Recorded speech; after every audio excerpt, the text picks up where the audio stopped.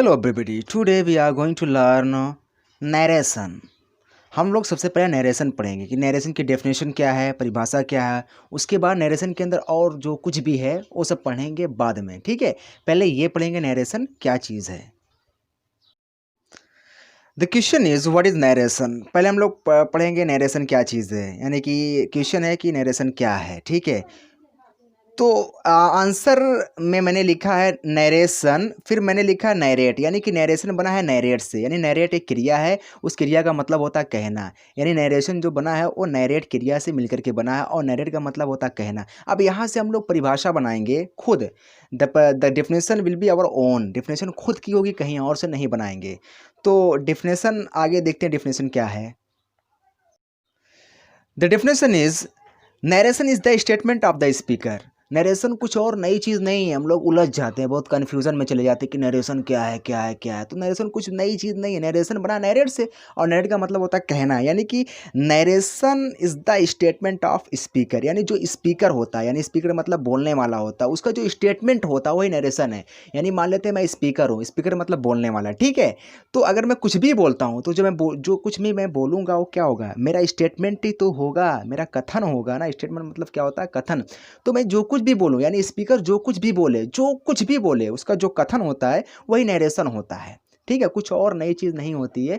यानी कि स्पीकर के स्टेटमेंट को ही नरेशन कहते हैं, क्योंकि स्पीकर कहता है कुछ, नैरेट करता है ना। मैंने बताया ना ये नरेशन नैरेट से बना है, यानी कि स्पीकर नैरेट करता है। नैरेट मतलब स्पीकर कुछ कहता है, तो जो कुछ कहता है वो एक क्या होता है, स्टेटमेंट ही तो होता है। जैसे मैं कुछ कहूँ तो जो मेरी बात होगी, मेरी एक एक बात क्या होगी, स्टेटमेंट तो होगी ना मेरी।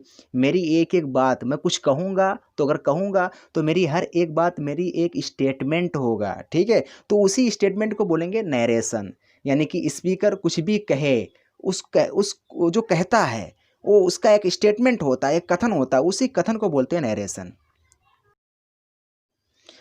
इन this page we are going to learn direct speech. आपने फर्स्ट पेज में देखा होगा कि वहाँ पे लिखा था नरेशन और ब्रैकेट में लिखा था डायरेक्ट एंड इनडायरेक्ट। यानी कि नरेशन का एक नाम और होता है डायरेक्ट एंड इनडायरेक्ट। तो नरेशन हम लोग जान गए। अब इसको दो भागों में बांट दिया गया, यानी इसका पहला भाग क्या होता है, डायरेक्ट होता है, दूसरा भाग क्या होता है, इनडायरेक्ट होता है। या फिर इसको आप इसका भाग कहो या फिर इसका दूसरा नाम कहो। नरेशन का दूसरा नाम होता है डायरेक्ट इनडायरेक्ट, या नरेशन के दो भाग होते हैं, डायरेक्ट इनडायरेक्ट, दोनों आप कह सकते हो, या भाग को या उसका अलग एक और नाम है डायरेक्ट इनडायरेक्ट। तो हम लोग ये समझते हैं, नरेशन बनाने से पहले हम लोग को सारी बातें ये समझनी है, बहुत ज़रूरी। These are very important things I am speaking something, okay. तो समझते ये कि डायरेक्ट स्पीच क्या होता है, व्हाट इज़ डायरेक्ट स्पीच। तो आप आंसर देखोगे, मैंने लिखा answer, the statement between speaker and listener is called direct speech. यानी कि जो कुछ भी स्टेटमेंट होता है, स्टेटमेंट जो कुछ भी कथन होता है, किसके बीच कथन होना चाहिए, स्पीकर और लिसनर के। यानी स्पीकर का मतलब होता है बोलने वाला और लिसनर का मतलब होता है सुनने वाला। जब बोलने वाला सुनने वाले को कुछ कहेगा, यानी कि दोनों के बीच में जब कुछ बातें होंगी, तो जो बात होगी वो स्टेटमेंट होगी, अपने आप कथन ही तो होगा। यानी कि स्पीकर और लिसनर के बीच में जो कुछ भी कथन होते हैं, जो कुछ भी स्टेटमेंट होते हैं, यानी कि स्पीकर लिसनर से जो कुछ भी कहता है उसके बीच में जो कुछ भी स्टेटमेंट होंगे, उस स्टेटमेंट को बोलेंगे डायरेक्ट स्पीच है। क्योंकि ये जो स्टेटमेंट होगा, इसमें क्या होता है, डायरेक्ट स्पीच में जो स्टेटमेंट होता है वो सिर्फ और सिर्फ लिसनर और स्पीकर के बीच में होता है। मान लेते हैं मैं लिसनर हूँ, मैं कहने वाला हूँ, ठीक है, और आप सुनने वाले हो, तो मैं आपसे कुछ भी कह रहा हूँ, कुछ मतलब कुछ भी कहूँ, तो हम दोनों के बीच में जो बातें होंगी, तो जो बात होगी, बात को ही स्टेटमेंट बोलते हैं। तो स्टेटमेंट को कहेंगे हम डायरेक्ट स्पीच है ये।